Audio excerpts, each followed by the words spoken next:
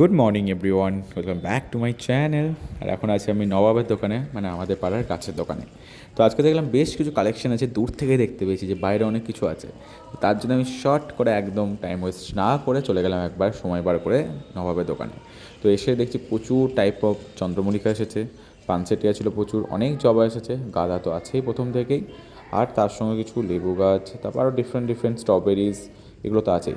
কিছু দেখলাম ভালো গোলাপের কালেকশন আছে, যদিও আমি কিছুদিন আগে একটা গোলাপ অলরেডি কালেক্ট করে নিয়েছি, বাট এখনও দেখলাম কিছু ডিফারেন্ট ডিফারেন্ট কালার আছে।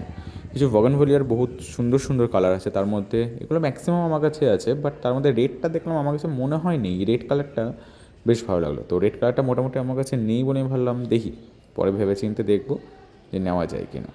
আর আমি এসেছিলাম অ্যাকচুয়ালি ভাবলাম লিলিয়ামে এসেছি কিনা, লিলিয়ামে ডিফারেন্ট কালার এলে ভালো নেব। এই যে সেই গোলাপগুলো, তার মধ্যে এখান থেকে একটা আমার অলরেডি আছে। তো যাই হোক, লিলিয়ামগুলো পেলাম না, তো আমি দেখলাম লিলিয়ামটা পরে আসুক। আর যেটার জন্য আমি এসেছিলাম, একটা গন্ধ আছে লেবুর জন্য, সেটা পেলাম না আজকে। ওটা হয়তো মেবি কাল আসবে। কিছু ভালো ভালো পিটুনিয়াও আছে অলরেডি ফ্লাওয়ারিং। তো বেবি ডালও দেখলাম দুটো খুব সুন্দর ফ্লাওয়ারিং করে নিয়েছে, গাছগুলো খুব সেট করে রাখা আছে। আর চন্দ্রমল্লিকা এগুলো তো খুবই সুন্দর।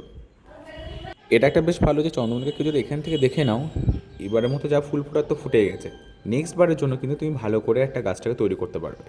তো এই একটা খুব ভালো জিনিস চন্দ্রমল্লিকার। তো কেউ দেরি না করে ঝটপট চলে আসতে পারো নবাবের দোকানে ফর ইয়োর কালেকশন।